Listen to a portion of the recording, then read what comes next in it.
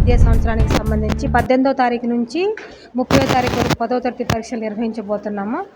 ఎలక్షన్స్కి ఎగ్జామినేషన్స్కి ఎలాంటి ఇబ్బంది కలగకుండా ఆల్రెడీ ఇన్విజిలేటర్స్ని చీఫ్ సూపరింటెండెంట్ డిపార్ట్మెంటల్ ఆఫీసర్స్ అందరినీ కూడా వేయడం జరిగింది. గతంలోనే గౌరవ కలెక్టర్ గారు పోలింగ్ స్టేషన్స్ ఏవైతే ఉన్నాయో వాటికి సంబంధించిన రిక్వైర్మెంట్స్ అన్నీ కూడా ముందుగానే తీసుకోవడం జరిగింది. టోటల్గా 137 సెంటర్స్లలో పరీక్షలు జరగబోతున్నాయి కాబట్టి ఎలక్షన్స్కి దీనికి ఎలాంటి ఇబ్బంది లేకుండా అన్ని రకాల పకడ్బందీ చర్యలు చేపట్టడం జరిగింది. ఇన్విజిలేషన్ డ్యూటీలు వేయడం జరిగింది. అలాగే సెంటర్లలో ఫర్నిచరు, డ్రింకింగ్ వాటరు అలా అన్ని రకాల ఫెసిలిటీస్ని కూడా ప్రొవైడ్ చేయడం జరిగింది. ఏ కేటగిరీ సెంటర్స్ అంటే టౌన్కి దగ్గరలో 3 కిలోమీటర్ల లోపల ఉన్నవన్నీ కూడా ఏ కేటగిరీ సెంటర్లు.